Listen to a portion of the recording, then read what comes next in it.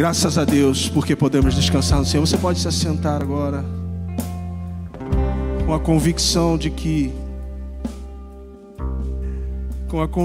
de que Deus está cuidando de cada um dos nossos problemas, das nossas dificuldades. Por isso a palavra do Senhor nos garante que nós não precisamos andar ansiosos por coisa alguma, porque estamos descansando no Senhor. Amém? Amém? Às vezes é difícil soltar um amém com essa máscara, né? Mas a gente consegue vencer a máscara com um amém bem poderoso. Abra sua Bíblia em Ezequiel, no capítulo 47. Hoje vamos falar sobre profundidade. E tem a ver com o quanto nós mergulhamos em Deus e quanto isso afeta a nossa vida em termos de... E a gente cantou aqui a primeira música, No Controle Tu Estás, né? E quanto isso significa para a nossa vida, estar mergulhado em Deus. E eu queria compartilhar esse texto com os irmãos nesta noite. Ezequiel, capítulo 47, do versículo 3 ao 5. Quem achou, diga amém. Quem não achou, diga não achei.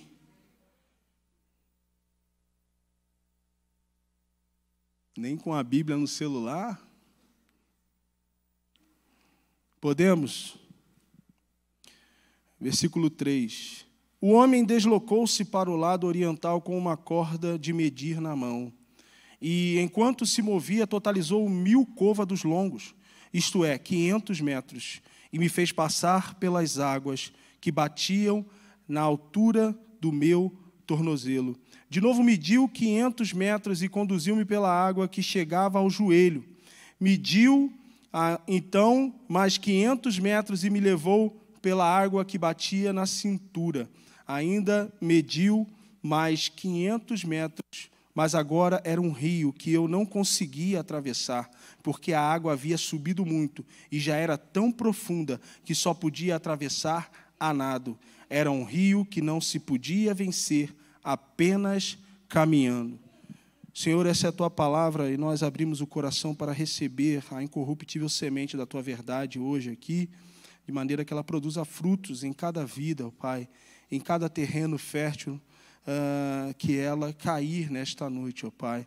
Senhor, continue ministrando através do Teu Espírito Santo, Senhor, nas nossas vidas nessa noite, nos ensinando, Senhor, a realidade da Tua palavra para que nós venhamos a colocar em prática e vivamos de acordo com a Tua vontade e direção. Em nome de Jesus, amém. Algumas versões vão dizer, e aí... Essa minha versão aqui, King James, vai falar sobre água no tornozelo, água no joelho, água na cintura, né? Mas eu gosto das versões mais clássicas que falam água nos artelhos. Eu gosto dessas palavras, né? Artelhos, né? O outro, água nos lombos, né? É a cintura, águas nos joelhos. E aí a gente vai percebendo aqui a progressão da visão, a partir da visão do profeta Ezequiel em relação a um rio que ele enxerga, que ele percebe, que até o título aqui do texto vai chamar de águas purificadoras do templo, fazendo uma alusão ao rio que corre do próprio trono de Deus, como é descrito em Apocalipse por 2 vezes, e em outros textos também da palavra de Deus.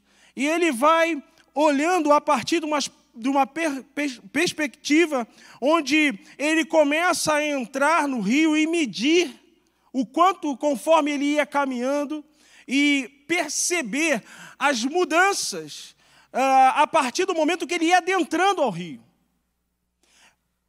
Havia, naquele contexto, transformações. E, a partir do momento que ele ia adentrando cada vez mais no rio, ele ia percebendo as transformações que aquele rio provocava em quem entrava nele. E é interessante a gente pegar esses pontos, esses passos que o profeta demonstra aqui a partir da sua visão, para poder estabelecer um paralelo sobre a nossa vida, em relação à nossa vida espiritual. Como estamos caminhando? Como o rio de água viva está afetando a nossa trajetória verdadeiramente. Então, em primeiro lugar, ele fala o seguinte, olha, que o homem se deslocou para o outro lado oriental com uma corda de medir, e enquanto se movia, totalizou 1000 côvados longos, isto é, 500 metros, e me fez passar pelas águas que batiam na altura do meu tornozelo. Então, ele vai falar das águas que dão nos artelhos, as águas que batem no tornozelo. Dentro de uma perspectiva onde o rio de Deus conduz a vida do próprio Deus, e ela é quem orienta e destina a nossa própria vida a partir do momento em que nós decidimos experimentar dessa água, como Jesus fala à mulher samaritana, lá em João capítulo 4, e ela questiona Jesus nesse sentido: como que você vai pegar a água? Ele fala: a água que eu tenho para te dar, se você beber, você nunca mais terá sede. E ela, maravilhada, fala assim: eu quero dessa água. Eu quero dessa água. E é dessa água que nós estamos falando, as águas purificadoras, que transformam tudo por onde passa. Águas que fluem do próprio trono do Senhor. E vai transformando vidas, trazendo vida onde há morte. Tornando produtivo terrenos improdutivos. Tornando frutífero lugares infrutíferos, porque carrega a vida do próprio Deus. E aí, alguém experimenta entrar neste rio, o rio de vida, o rio que traz vida, mas caminha até a altura dos tornozelos. E é interessante que a altura dos tornozelos são águas rasas, são águas onde eu posso caminhar e praticamente eu não encontro nenhum tipo de resistência. Percebe que lá no versículo 5, o profeta faz uma ressalva dizendo o seguinte: eu cheguei num nível de profundidade que agora só tem como atravessar aqui a nado, e eu não tenho como resistir à força do rio. Contrariando a ideia do primeiro contexto, onde ele apresenta águas rasas e dizendo o seguinte: são águas que dão nos artelhos, não oferecem resistência. Isso traz a ideia de que, a qualquer momento, mesmo metendo o pé naquele rio, eu posso parar. Eu posso decidir prosseguir ou voltar atrás. Eu ainda estou andando de acordo com a minha vontade. Isso me lembra muito a atitude de Tomé. A gente conhece Tomé pelo quê? Tomé é conhecido pelo quê? Por ser um cara ali que duvidou naquele momento crucial, né? Apesar de que, se você for ler o texto bíblico, ele não foi o único, né? Os outros duvidaram também. Só que Tomé ele foi mais ousado, né? Ele coloca em determinado momento assim: não, eu quero é tocar na ferida. Eu só acredito se eu tocar nas feridas. Jesus se apresenta para ele, mostra as feridas, fala assim: está aqui, toca. E Jesus ele fala: bem-aventurado aqueles que não viram e creram. Mas o que a gente esquece é a postura de Tomé em relação a Cristo, lá em João, no capítulo 11, no versículo 16, quando Jesus tinha acabado de voltar da Judéia. E aí o que aconteceu? Ele ficou sabendo da notícia de que Lázaro havia morrido e ele decidiu retornar. Só que ele tinha acabado de ter sido ameaçado de morte, ele e os seus discípulos. E os discípulos se posicionam da seguinte forma: não, nós não vamos voltar para lá, vamos voltar para lá onde acabaram de tentar matar a gente. E aí nesse texto, em João 11, versículo 16, Tomé se levanta diante dos discípulos e fala o seguinte: vamos, para que, se necessário for, morramos com ele. Olha só esse cara. Tomé. Olha só a postura desse cara. Vamos, se ele for morrer, eu vou morrer junto. O cara estava ali, envolvido com a obra. Ele estava respirando o ministério de Cristo. A ponto de falar o seguinte: se for necessário morrer com ele, eu vou morrer. Só que as águas onde Tomé estavam pisando, estavam ali nos tornozelos dele. Porque na primeira oportunidade, esse mesmo Tomé que era tão ávido, tão decidido, tão ali, convicto daquele ministério, pensa em voltar atrás. Retornar. Graças a Deus que depois a gente vê, a própria história conta, você for ver a história dos mártires, né? Tomé é um dos que morre na Ásia, e aí eu não lembro se é por cravado de lanças ou flechas, mas ele foi um dos primeiros a desbravar a Ásia, levando o Evangelho de Cristo. Mas, a princípio, as águas batiam nos artelhos de Tomé, e assim como muitos de nós fazemos, sentimos ali, metemos o pé. Sabe, viu? Outro dia, a gente aqui, carioca, né? E carioca, por exemplo, para o pessoal, para o paulistano, então o pessoal de Belo Horizonte, né? Juiz de Fora, Sete Lagoas, né? Esse calor aqui calor, hoje está calor. Para mim está quente, né? Consigo botar aqui uma camisa com uma outra por baixo, estou tranquilo. Na paz de Cristo aqui, ó. Mas o sol para a gente tem que ser um sol, né, Renata? Tem que ser aquele sol. E às vezes abre o sol e lá no meu condomínio, lá, e o pessoal, aquela piscina lotada, aquele solzinho, mas eu olho e falo assim, que solzinho fraco, não dá. E aí a Natália, minha esposa, fala assim, não, vamos à piscina levar o Bento, porque o Bento é paulistano, né, nasceu aqui, então a temperatura corporal dele é diferente. Aí a Natália, minha esposa, fala assim, entra com ele na água. Aí eu, não, água gelada. Não, mas está sol, está quente. Não, não está. Está sol quente para você. Para mim, não. Para mim, está frio. E sabe que quando você vai botar o pé, você bota o pé assim, a água está gelada, você pensa, fala assim, não, está gelado.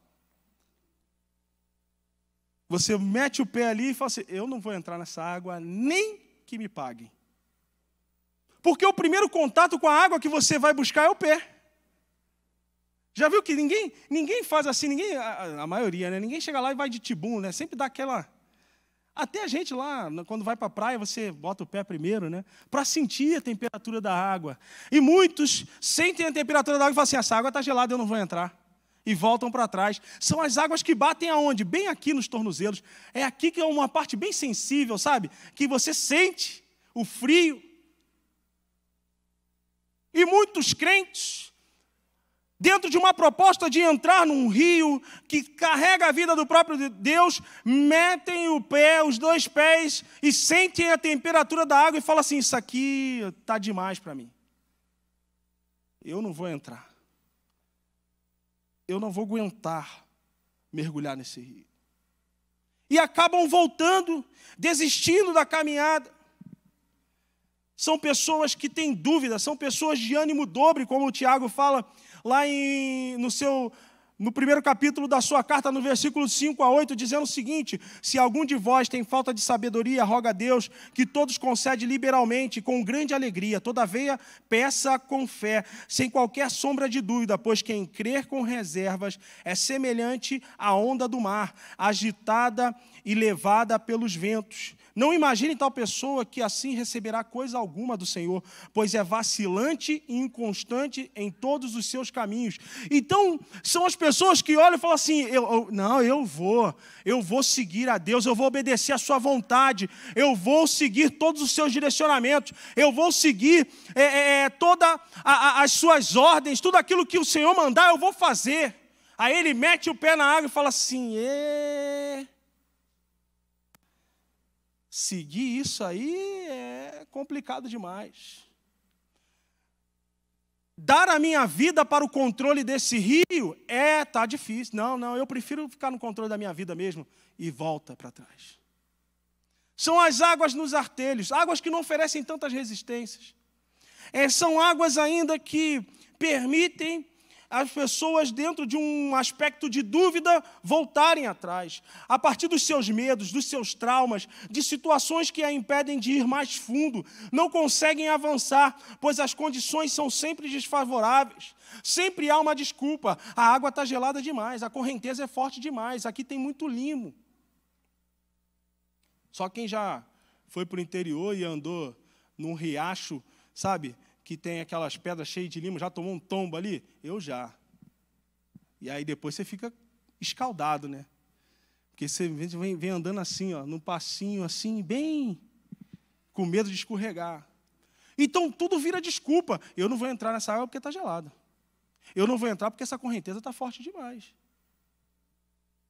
Eu não vou entrar porque esse rio aí é escorregadio. Então as pessoas sempre arrumam desculpa para fugir do controle do rio da vida. Porque as águas já estão ali nos artelhos. Águas que, se podem ainda, você ainda consegue ter um controle sobre você mesmo, ainda nessa altura. Depois vem as águas que dão nos joelhos. E essas águas, elas são um pouco mais volumosas. O volume do rio já começa a subir. E aí, o equilíbrio também já começa a ficar prejudicado. Em determinado ponto, você já começa a sentir os peixinhos passando na sua perna. São águas mais volumosas, que já nos causam uma certa dificuldade de caminhar com as nossas próprias pernas. Mas ainda assim conseguimos tomar um rumo que nós desejamos. Ou seja, ainda assim, nós ainda temos um controle sobre aquela situação. Nós ainda temos o controle sobre aquele volume do rio. Nós ainda temos o controle sobre o nosso caminhar. Nós ainda temos o controle sobre a nossa capacidade de andar. Ainda que o rio tenha mais volume, ainda que as águas batam nos joelhos, eu ainda consigo andar para frente ou consigo andar para trás. Eu consigo avançar ou eu consigo voltar. Isso me lembra o contexto dos discípulos do caminho de Emaús, lá em Lucas 24, a partir do versículo 13. Eles iam voltando de Jerusalém, discutindo a respeito do que havia acontecido nos últimos dias, e Jesus aparece para eles no meio do caminho e começa a conversar com eles, dizendo o seguinte: olha, o que aconteceu? O que vocês estão aí discutindo? E eles, estarrecidos, falam: você não sabe, você estava onde? Você não soube o que aconteceu em Jerusalém? E Jesus fala: o que aconteceu em Jerusalém? O Messias, né? O Jesus veio dizendo libertar, que seria o libertador do povo de Israel, mas ele já foi morto, já se passaram 3 dias e nada. E aí o texto vai dizer que Jesus começou a conversar com eles e discorrer de Moisés, pelos profetas, até os dias atuais, onde eles viviam. E o texto vai dizer que Jesus falava a respeito de si mesmo para eles. E eles ficavam tão maravilhados, eles ficaram tão impressionados, que em determinado momento, quando chegou o ponto de final deles, né, Jesus falou assim: eu vou continuar. Eles: não, fique com a gente, continue com a gente. Participe aqui da mesa com a gente. E Jesus, ele entra, ceia com eles, e o texto vai dizer que, quando eles repartiram o pão, os olhos deles se abriram e eles viram que era Jesus, e Jesus sumiu da frente deles. É interessante o repartir o pão. A gente acha que é algo tão simples assim, né? Mas o repartir do pão simboliza a comunhão. Na Bíblia, o repartir do pão é a comunhão. Então, quando eles repartem daquele pão com Jesus, eles entram em comunhão com Jesus. E a partir do momento que eles entram em comunhão com Jesus, os olhos dele puderam enxergar quem Jesus era. Isso diz respeito com as águas dos joelhos de pessoas que vivem preocupadas. A primeira circunstância contrária já pensam em desistir e voltar atrás. Ficam tristes por situações que não deveriam ter relevância na sua vida e procuram fugir para se esconder, pois não sabem o que fazer no momento em que se sentem abaladas pelas águas que batem no joelho. Pessoas que vivem preocupadas. Quem já foi na praia e já pegou um lugar assim que tem onda forte, né, é interessante. Você entra em determinado ponto da água e aí vem aquela arrebentação, a correnteza a onda, né, aquele volume de água, e quando ela bate no joelho, ela te dá aquela desequilibrada. Já aconteceu isso com você? Você faz assim, você dá aquele pulo, né? Mas nós que é da praia, a gente já, opa. Agora aquele que nunca viu, né? Mas, por quê? Porque quando as águas batem nos joelhos, elas criam uma espécie de instabilidade. Cria uma espécie de instabilidade. E as pessoas que vivem preocupadas, elas falam assim, opa, calma aí, o que está acontecendo aqui? Opa! Assim como os discípulos no caminho de Emaús, discípulos de Jesus que viam, eles vieram desnorteados, porque certamente aquelas águas haviam batido nos joelhos deles e desestabilizado eles. E se esqueceram de tudo que Jesus havia dito, ao ponto de nem reconhecer o seu próprio mestre. Às vezes nós agimos assim, dentro de um aspecto onde nós devemos buscar uma profundidade, quando nós estamos entrando num nível de profundidade com Deus. Deus lança as suas águas sobre nós, e as águas batem na altura do joelho, e aí começa a desestabilizar a sua própria consciência a respeito daquilo que você pensa que deve ser, ou da maneira que você pensa que deve agir, ou da maneira que você pensa que deve conduzir a sua própria vida. E Deus fala assim, pum, calma, não é você que conduz. Isso cria uma desestabilização na nossa vida. Por que no meio dessa pandemia o descontrole é geral? Sabe por quê? Porque se tem uma coisa que desespera os homens é perder o controle da própria vida.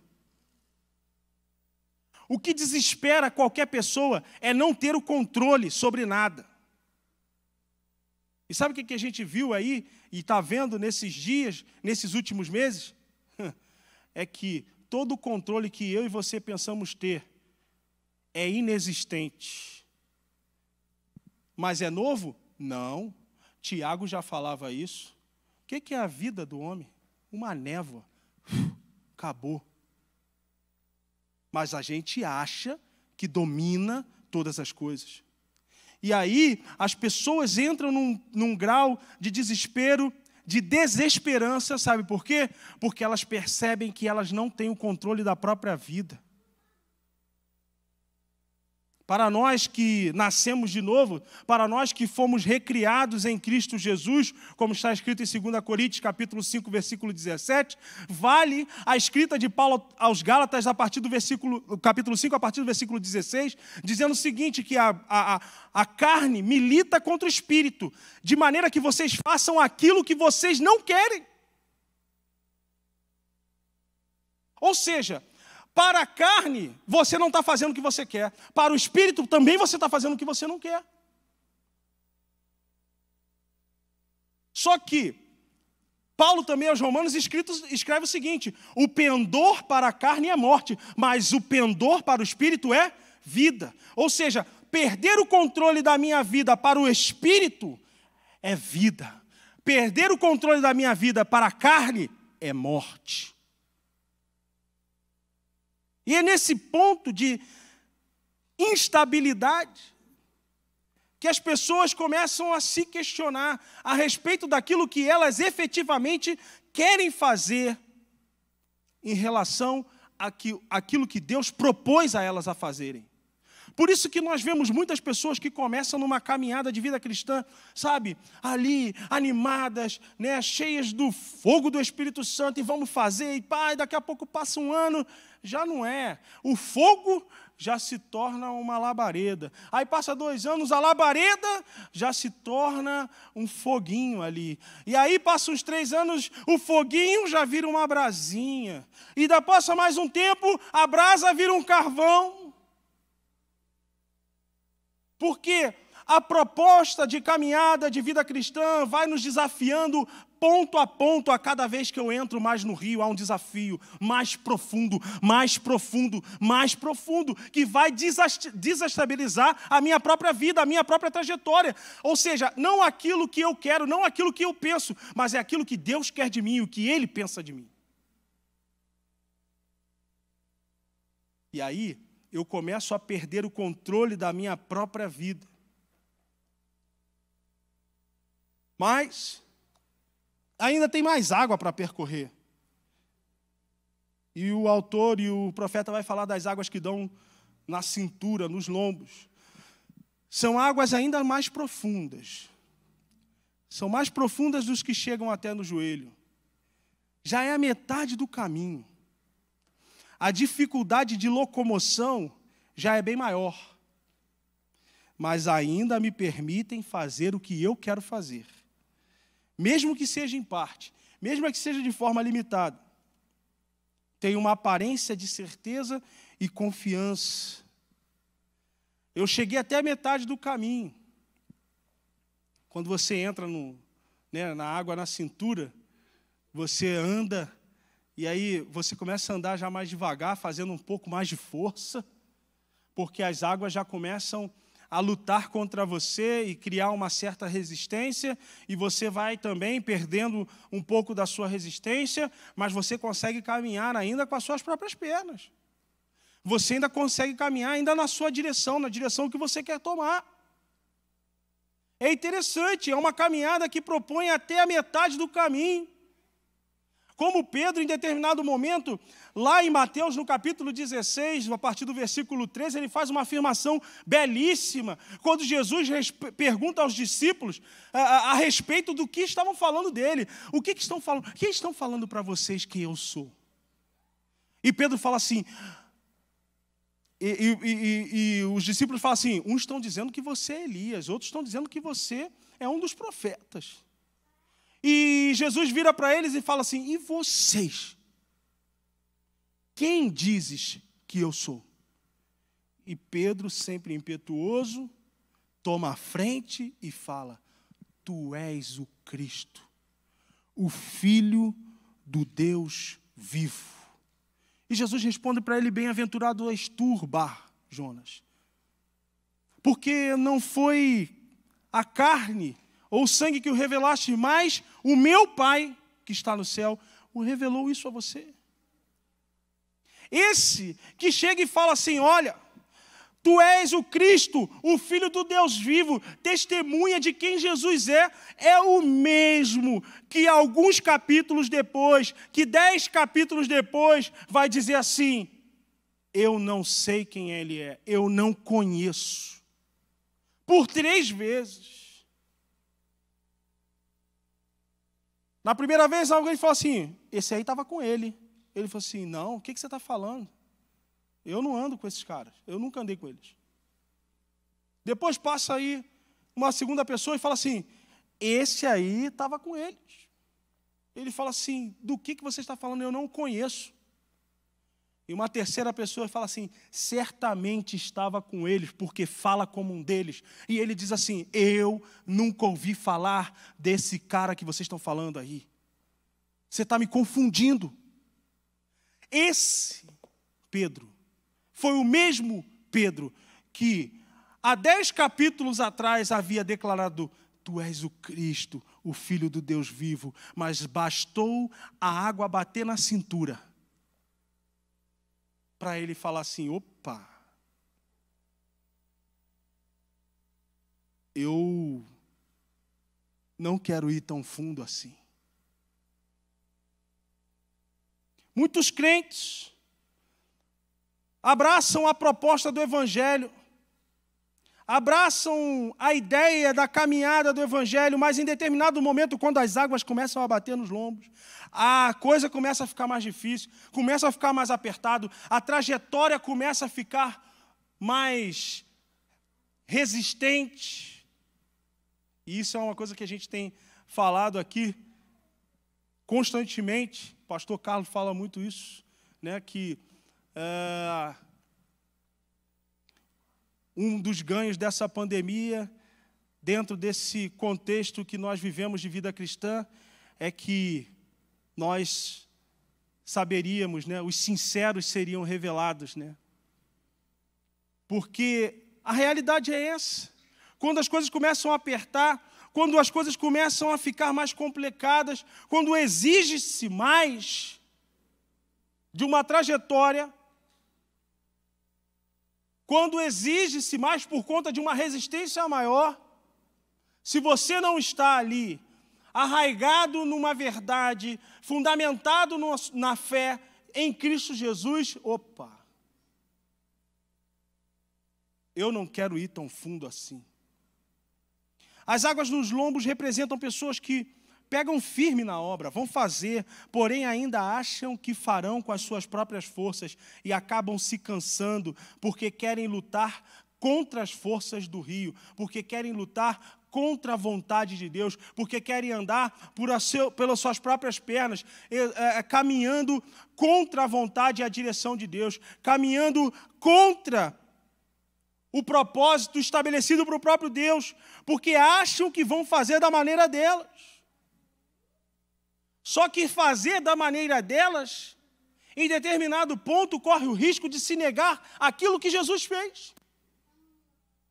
Porque acha que a maneira que se faz, às vezes, é até melhor do que Jesus está fazendo, ou fez e fará. Porque não querem ir mais profundo. Porque não querem ir além. E aí ficam se cansando, lutando contra o rio, com as águas na cintura, lutando contra a resistência do rio, lutando contra a vontade de Deus. É interessante, um dos exemplos que eu gosto de usar é de uma menina de uma igreja onde eu passei, onde, né, eu congreguei. E é interessante, porque, eu não vou falar o nome dela, por questões éticas, mas pensa numa pessoa que canta mal. Não, pensa numa pessoa que canta mal. Você pensou aí? Você pensou? Pior ainda, assim. Porque ela, para cantar mal, ela tinha que melhorar muito. Mas, sabe aquele negócio? Não é não, Rafa? O cara consegue se infiltrar numa janela de oportunidade no ministério de louvor e depois o ministro fica assim, e agora, o que eu faço com esse cara? Deixa o cara cantar. Porque a gente é crente, né? E o crente fica assim, cara, eu não vou tirar o cara daqui, a pessoa daqui, né? E aí já tinha entrado. Para você ter noção que ela cantava mal, cara, os meninos até uma época, até falei assim, gente, não faz isso. Os meninos do som, sabe o que eles faziam? Na hora do louvor, cortava o microfone dela. Eu estou falando sério, gente, vocês estão rindo, é triste. Cortava o microfone dela. E ela cantava, e ela... Mas interessante, sabe o que era interessante? Porque você chegava assim e falava assim, qual a música tal que a gente precisa... Ela, é essa música. Ela sabia de cabeça todas as músicas. Conhecia cada uma das músicas. No ensaio, era a primeira a chegar e a última a sair. Daí veio para mim uma luz da parte de Deus que me mostrou o seguinte, cuidado, que muita eficiência esconde deficiências. A gente tem que prestar atenção nisso. Coisas eficientes demais, às vezes servem para esconder deficiências gravíssimas. E era o caso dela, porque ela era eficiente demais, sabia todas as músicas, chegava primeiro e ia embora por último, era dedicada e tudo, mas não tinha talento nenhum.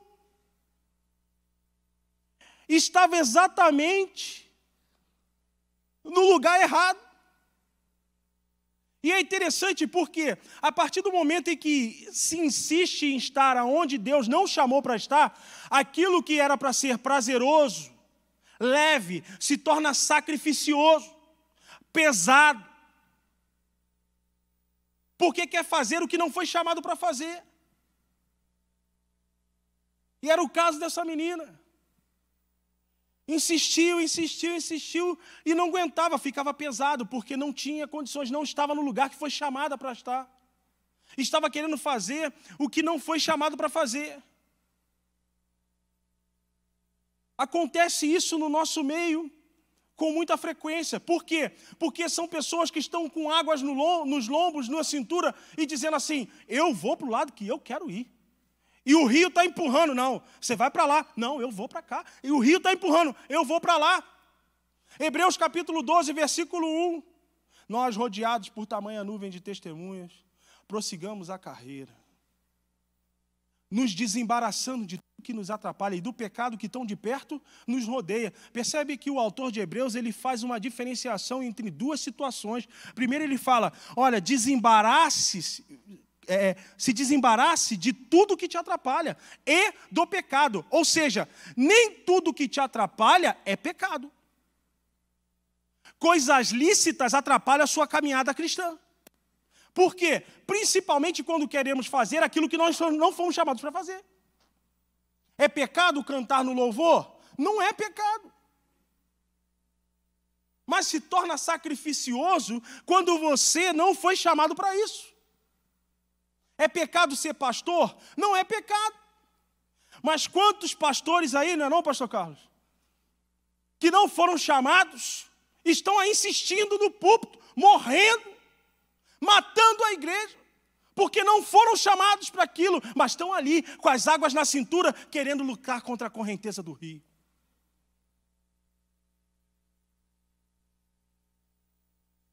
Não adianta.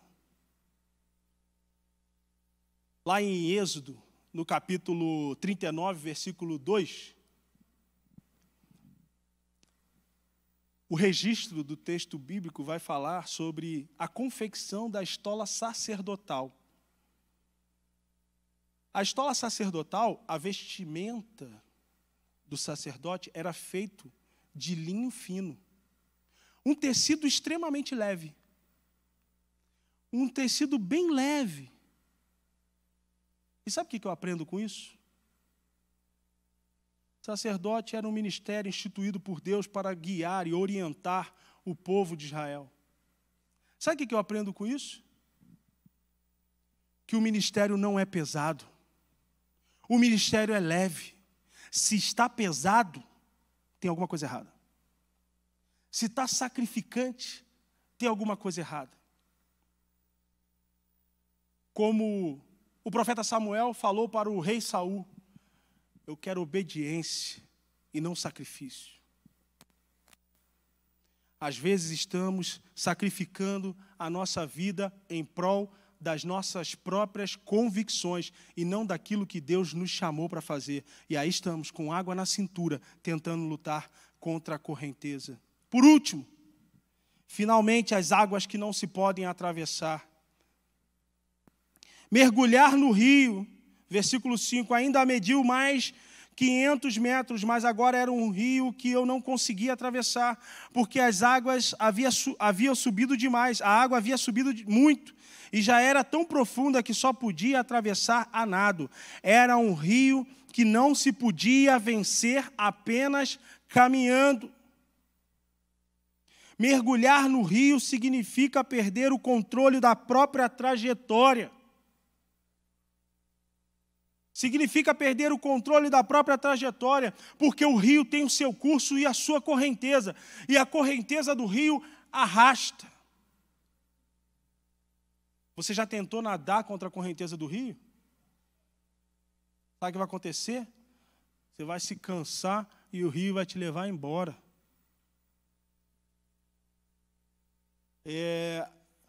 Eu gosto muito de cachoeira, né? Essas coisas, rio, cachoeira. Rio nem tanto, mas cachoeira. Mas eu tenho um medo de cachoeira, sabe aquele negócio de cabeça d'água, já viu? Que chove lá no topo da serra e você não está vendo, aqui embaixo está sol, lá em cima está chovendo, daqui a pouco vem uma tromba d'água e sai arrastando tudo. E é interessante que você só ouve o barulho. E ela vai se aproximando, conforme vai se aproximando, o barulho vai aumentando, mas quando você percebe, já foi. Não dá tempo de sair, não. Eu tenho um medo de cachoeira por causa disso, porque é repentino. E essas águas, elas arrastam, não tem o que você fazer. Águas profundas, não tem o que você fazer.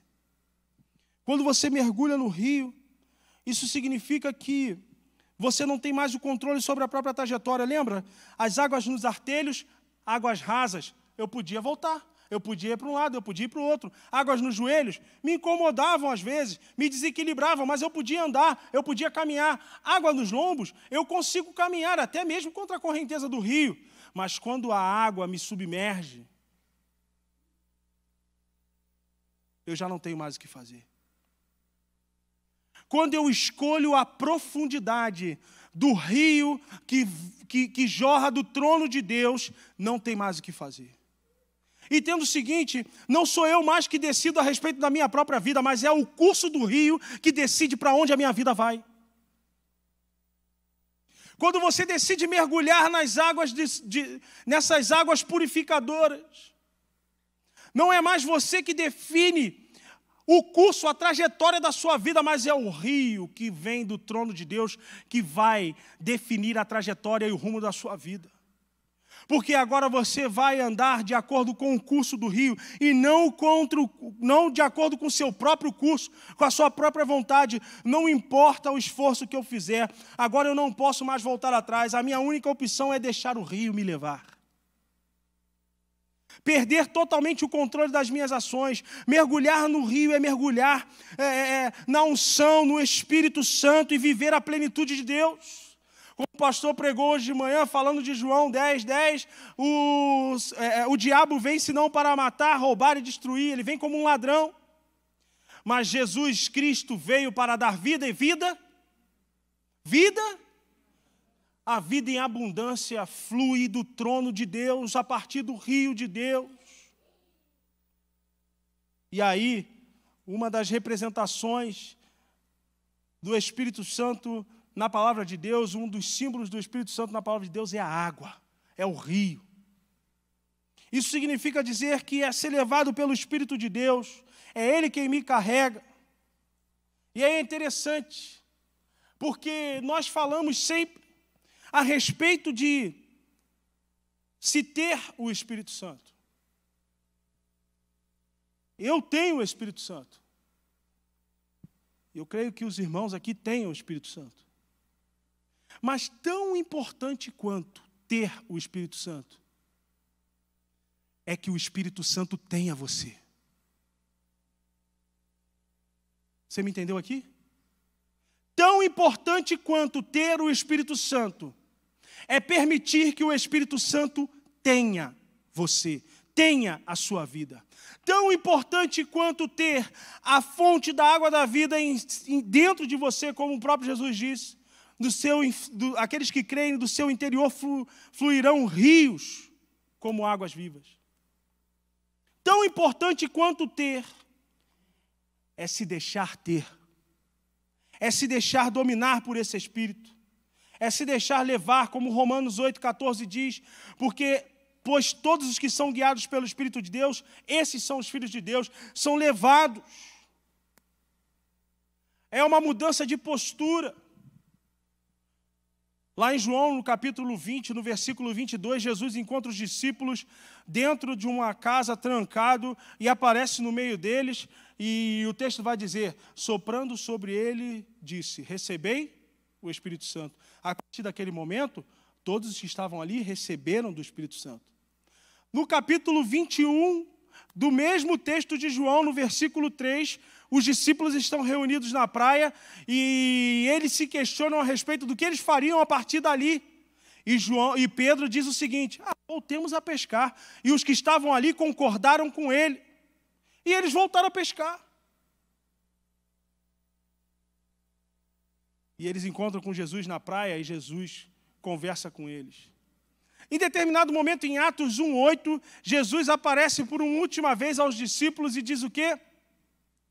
E recebereis poder ao descer sobre vós o Espírito Santo. A palavra poder é dunamis. Eu gosto muito de uma tradução que diz, o sentido, na verdade, da palavra que diz capacidade para fazer. Ela tem um sentido de poder mesmo, de força, Mas o que eu mais gosto da palavra dunamis, do grego, é capacidade para fazer, e recebereis capacidade para fazer ao descer sobre vós o Espírito Santo. E efetivamente, quando lá em Atos capítulo 2, ocorre o Pentecostes, onde se cumpre a promessa feita por Deus por meio do profeta Joel. Lá em Atos 2, no versículo 14, você percebe a postura dos discípulos e principalmente de Pedro. Lembra lá em João 21, versículo 3, ele diz assim, voltemos a pescar. Em Atos 2, 14, ele diz, o texto vai dizer, e colocando-se Pedro juntamente com os 11 de pé, começou a pregar. Sabe por quê? Porque no primeiro momento ele teve o Espírito Santo. Mas quando Jesus falou assim, aguardai em Jerusalém, que vocês serão revestidos de poder, Jesus estava falando sobre a capacidade que o Espírito Santo exerceria sobre a vida deles. Jesus estava falando o seguinte, agora vocês têm o Espírito Santo, mas o Espírito Santo tem vocês também. E Ele vai conduzir vocês aonde quer que eu mande vocês. Estar no rio é ser parte do propósito transformador de Deus. Perceba que quanto mais entra no rio, mais profundo o rio fica. Quanto mais se afasta da margem em direção ao meio do rio, mais fundo ele fica. Viver às margens do rio de Deus vai permitir que você tenha até uma vida abençoada. Viver às margens do rio de Deus vai permitir que você tenha uma vida abençoada. Porque o rio leva a vida às margens também. Mas mergulhar no rio de Deus vai te levar a viver a plenitude. Porque você será parte do rio. E aí, você simplesmente não terá uma vida abençoada porque vive nas margens do rio de Deus. Mas você passará a ter uma vida abençoadora. Porque você faz parte desse rio. Ou seja, por onde o rio passa, ele vai abençoando. Se você faz parte desse rio, você vai abençoando também. Está entendendo a diferença? Busque o profundo. Busque se aprofundar, mergulhar em Deus por completo. Deixe as águas nos tornozelos para trás. Avance, deixe que as águas cheguem até os seus joelhos. Continue avançando e deixe que as águas cheguem na tua cintura. E continue avançando e permita que as águas que fluem do trono do Senhor te cubram por completo e conduza a sua vida. Permita-se perder o controle da sua própria vida para que o Espírito de Deus tenha o controle sobre a tua vida por completo. Deixa eu te falar uma coisa, não tem como dar errado.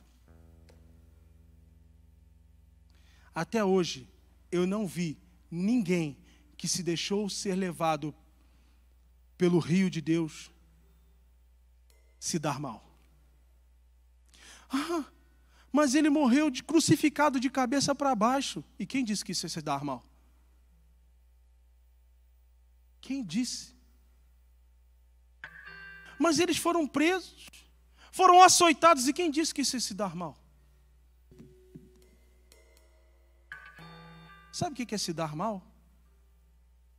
É chegar no final de tudo e falar e ouvir: apartai-vos de mim, porque eu não conheço você.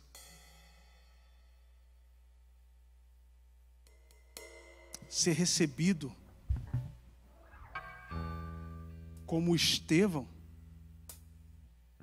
apedrejado, enquanto pregava o evangelho para aqueles homens que o queriam matar. E o texto lá em Atos, capítulo 7, vai dizer que eles rangiam os dentes e tampavam os ouvidos. Sabe por quê? Porque ou eles matavam Estevão ou eles se convertiam. E eles escolheram tirar a vida de Estevão e ele não se moveu um só milímetro para fugir, mas se permaneceu firme. E ainda, naquele momento sendo apedrejado, pede o perdão de Deus sobre a vida daqueles homens que estavam matando ele. E o texto vai dizer, um dos textos mais lindos da palavra de Deus, que Estevão olha para o alto e vê os céus abertos e o Filho de Deus em pé.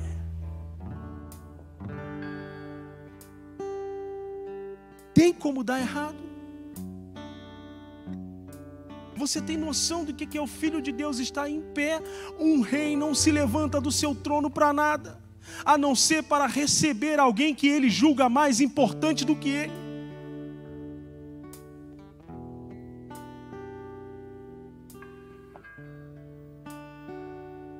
Mergulhe no rio de Deus. Pare de buscar o interesse de ter uma vida abençoada e passe a buscar o interesse de ter uma vida abençoadora. Deixe que a sua vida leve vida a outras pessoas. Leve vida ao que está morto. Leve vida às margens do rio. Porque o texto vai dizer que por onde esse rio passa, as coisas florescem. Traz vida. Se você está mergulhado, você faz parte desse rio. E tendo o seguinte: as águas nos artelhos não me fazem parte desse rio. As águas dos joelhos não me fazem parte desse rio. As águas dos lombos ainda não faço parte desse rio, mas quando eu estou submerso por ele, na profundidade desse rio, já não sou eu que levo a minha vida, mas é o rio de Deus que leva a minha vida. E Ele vai te colocar exatamente onde Deus quer. Onde está seco para florescer. Onde há sede para ter água. Onde há fome para ter o pão. Onde há tristeza para ter alegria. Onde há dor para ter restauração. Onde há destruição para ter reconstrução. Mas é necessário que você esteja no profundo do rio de Deus. Você deseja isso para a sua vida? Coloque-se de pé no seu lugar, feche seus olhos. Não está cantando essa canção, eu quero que você ore aí. Colocando a sua vida diante de Deus para ser alguém levado por este rio para transformar, para mudar, para modificar, para ser usado por Deus na plenitude, de forma plena, para ser perfeito em toda a boa obra, como está escrito em 2 Timóteo capítulo 3, versículo 17. Mas é necessário que você mergulhe nesse rio e aceite o curso desse rio na sua vida.